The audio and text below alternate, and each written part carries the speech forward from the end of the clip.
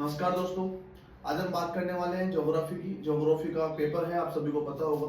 Geography में क्या पढ़ना है क्या नहीं पढ़ना है, ये सारी बातें इंपॉर्टेंट है। देखिए, सारा सिलेबस तो आप पढ़ नहीं सकते, टोटल सिलेबस तो बहुत लंबा है, 2 बुक है आपके। उसमें अपन 20 मिनट के अंदर एक चैप्टर कर लेंगे, 10-15-20 मिनट में। और फिर एक चैप्टर करके फिर दूसरा। जो इंपॉर्टेंट चैप्टर है वही पढ़ने वाले हैं, फालतू के चैप्टर नहीं पढ़ेंगे। जो इंपॉर्टेंट है, वेरी इंपॉर्टेंट जो चैप्टर है वो पढ़ने वाले हैं, और उनके बेसिक जो कंसेप्ट है वो क्लियर करने वाले हैं। ठीक है, पहला चैप्टर आपके ह्यूमन ज्योग्राफी। देखिए, ह्यूमन ज्योग्राफी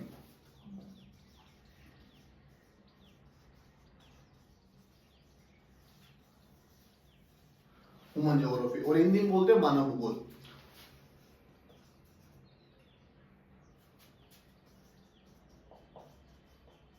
देखिए, मानव भूगोल में कुछ भी याद नहीं करना, केवल कुछ 4-5 चीजें हैं वो याद करनी है बस। और फालतू की बात याद नहीं करनी, क्योंकि उसके अंदर और इसमें से क्वेश्चन बनता ही बनता है, ये भी इंपॉर्टेंट होता है। देखिए कैसे। एक तो आपको उसके अंदर दे रखा है, एक टेबल दे रखी है। उस टेबल के अंदर 3 परिभाषाएं दे रखी है। वो कितनी डेफिनेशन दे रखी है? 3 डेफिनेशन दे रखी है। पहली रेडियल की, ठीक है।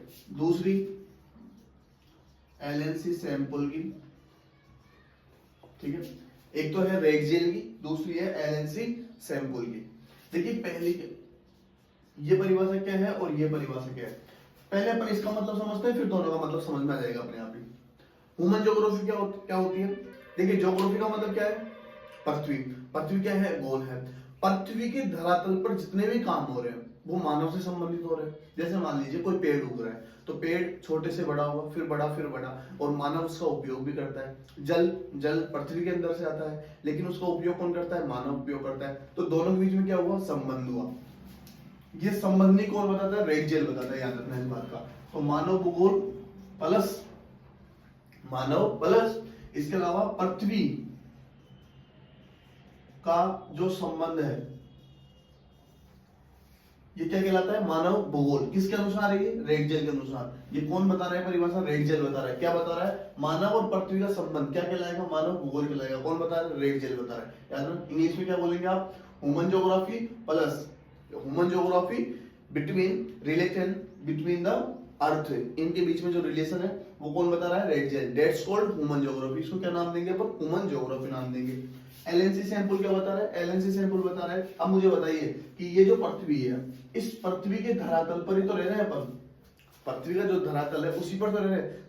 कोई भी काम हो रहा है वो किस पे हो रहा है? धरातल पे हो रहा है। पेड़ उग रहा है, धरातल पे उग रहा है, ठीक है। अपन रह रहे हैं, धरातल पे उग रह रहे हैं। इसके अलावा कोई भी एग्रीकल्चर हो रही है, कोई भी कृषि हो रही है, तो कृषि कहाँ हो रही है? पृथ्वी के धरातल पर हो रही है। हरी बात समझ में? तो आप क्या कह सकते हैं कि पृथ्वी के धरातल प्लस मानव का संबंध। मानव का संबंध क्या कहलाएगा? मानव भूगोल कहलाएगा। क्या कहलाएगा?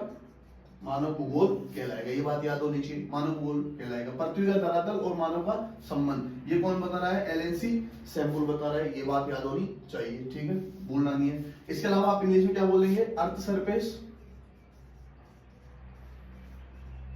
अर्थ सरफेस प्लस ह्यूमन का जो एक्टिविटी है, जो दोनों का रिलेशन है, उसको क्या नाम देंगे? ह्यूमन ज्योग्राफी नाम देंगे। ये कौन बता रहा है? एलएनसी सैंपल बता रहा है। ये बात याद हुई, याद कर लेना। ये क्वेश्चन बन सकता है यहाँ से, और बनेगा ही।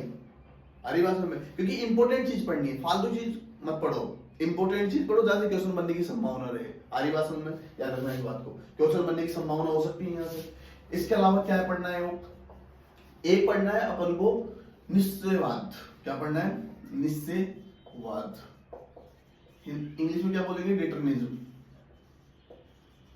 क्या बोलेंगे? डिटरमिनिज्म। क्या होता है? देखो, डिटरमिनिज्म क्या होता है, ध्यान से सुनना इस बात को।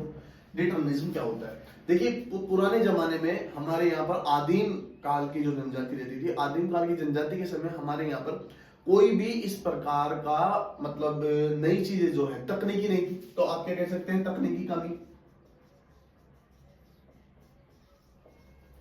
ठीक है। कृषि की कमी,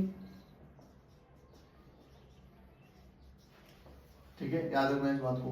मानव मानव तकनीकी से क्या था? अनजान था।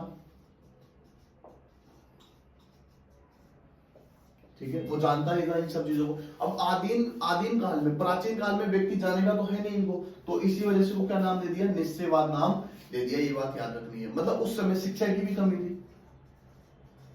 किसकी कमी थी? शिक्षा की कमी थी। ठीक है, आप इंग्लिश में क्या बोलेंगे? Lack of technology, lack of agriculture. और ये क्या है कि आप किसी भी टेक्नोलॉजी को, ह्यूमन उस समय नॉन नहीं था, अनोन था उससे। ठीक है, आप कह सकते हैं कि लैक ऑफ एजुकेशन। ठीक है, आप ये सारी चीज लिख सकते हैं। इसको क्या बोलेंगे अपन? निश्चयवाद बोलेंगे, डिटर्मिनिज्म बोलेंगे। That's called determinism, that's called determinism या निश्चयवाद। ये बात याद रहेगी, इंपॉर्टेंट है। पहली बात ये हुई, दूसरी बात ये हुई। ठीक है, तीसरी बात क्या हो सकती है? देखो जरा,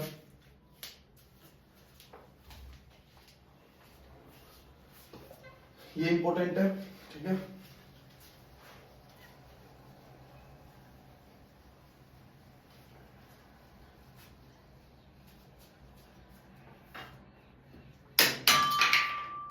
देखो अब क्या हो सकता है कि अब आता है अपना संभववाद। क्या आता है? संभववाद। संभववाद क्या होता है? देखो, मानव, अपने निश्चयवाद में क्या पढ़ा कि उन समय तकनीकी कमी, शिक्षा की कमी और एग्रीकल्चर की कमी, हर चीज की कमी है उस समय। ठीक है, मानव जानता नहीं है हर चीज को। तो आगे आया संभववाद। संभव का मतलब क्या होता है, मुझे बताइए आप। संभव, संभव का मतलब इंग्लिश में पॉसिबल। पॉसिबल, पॉसिबल मतलब हम आगे बढ़ रहे हैं, पॉसिबल हो रहा है ऐसा। जैसे मान लीजिए पुराने लोग थे, कुछ नहीं जानते थे। ठीक है, लेकिन जैसे धीरे धीरे टाइमिंग पीरियड आगे बढ़ा, नई जनरेशन आई, धीरे धीरे टाइमिंग पीरियड आगे बढ़ा, तो आगे बढ़ने से क्या बढ़ी? संभावना बढ़ी। क्या बढ़ी भाई? संभावना बढ़ी। और संभावना बढ़ी तो अपन इसको क्या नाम देते हैं? पॉसिबिलिज्म। क्या देते हैं नाम? पॉसिबिलिज्म। ठीक है, याद रखना इस बात को। पॉसिबिलिज्म क्या है कि मानव शिक्षा से परिचित हुआ, शिक्षा से क्या हुआ? परिचित हुआ। ठीक है, कृषि करने लगा। ठीक है, इसके अलावा पहाड़ियों को जाना, वो पहाड़ियों मैदानों को जाना। अब मुझे बताओ, धीरे धीरे वो इन चीजों को सीख रहा है, जान रहा है, तो मुझे बताओ संभावना तो बढ़ रही है। इसी को नाम दे देंगे संभववाद, इंग्लिश में पॉसिबिलिज्म। ठीक है, वो शिक्षा से धीरे धीरे इंट्रोड्यूस हो रहा है उसका। ठीक है, फिर एग्रीकल्चर से इंट्रोड्यूस हो रहा है और पहाड़ियों में, मैदानों में वो जाने लगा है, बसने लगा है, धीरे धीरे वो एग्रीकल्चर भी करने लगा है। इसको क्या नाम दे देंगे? संभववाद। लिखेंगे कैसे आंसर में कि उस समय शिक्षा से परिचित हुआ व्यक्ति कृषि करने लगा, पहाड़ियों मैदानों में जाने लगा। ठीक है, और वो एग्रीकल्चर करने लगा। इसको अपन नाम दे देंगे संभववाद। ठीक है, ये बात याद होनी चाहिए। पहली बात। ठीक है, इससे अपन पहले क्या पढ़ा था? निश्चयवाद पढ़ा था, डिटर्मिनिज्म पढ़ा था। ठीक है, अब आएगा अपना नियो डिटर्मिनिज्म। क्या आएगा? नियो डिटर्मिनिज्म, यानी कि नव निश्चयवाद। क्या आएगा? नव निश्चयवाद। देखो नव निश्चयवाद क्या है? इन दोनों का, निश्चयवाद और संभववाद, निश्चयवाद और संभववाद की जो बीच का टाइमिंग पीरियड है, बीच का जो मध्य का समय पीरियड है, उसको नाम दे देंगे अपन नियो डिटर्मिनिज्म, यानी कि नव निश्चयवाद। एक और इसका नाम है रुको और जाओ।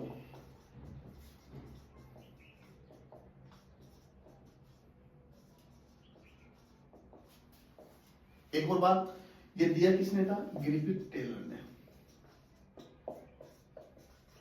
ग्रिफिथ टेलर ने दिया। अगर कोई पूछे कि नव निश्चयवाद किसने दिया, तो ग्रिफिथ टेलर ने दिया। देखो क्वेश्चन बन सकता है या तीनों में से कोई भी क्वेश्चन बन सकता है कि निश्चयवाद से आप क्या समझते हैं, संभववाद से क्या समझते हैं, नियो डिटर्मिनिज्म क्या है, या define the determinism, define the possibilism, define the neo determinism, कोई से पूछा जा सकता है। फिर आपको इसमें लिखना पड़ेगा। ठीक है, अपन ने इसमें आदिम काल पढ़ा, पुराना समय में, फिर इसमें संभावना पड़ी, धीरे धीरे इन लोगों, इन चीजों को जान रहा है। ठीक है, फिर इन जो दोनों के बीच का टाइमिंग पीरियड, उसको क्या नाम दे दिया? नियो डिटर्मिनिज्म या नव निश्चयवाद। आई बात समझ में? याद रखना इस बात को। किसने दिया? ग्रिफिथ टेलर ने दिया। इसको क्या नाम देते हैं? रुको और जाओ नव निश्चयवाद भी नाम देते हैं। आई क्या बात समझ में? यहाँ से छोटा क्वेश्चन बनेगा, याद रखना इस बात को। और ये आपका एक चैप्टर क्या होता है? कंप्लीट होता है। ठीक है, इसको अच्छे से पढ़ लेना, यहाँ से क्वेश्चन बनने की संभावना रहेगी आपकी। ठीक है, थैंक यू, बहुत बहुत धन्यवाद।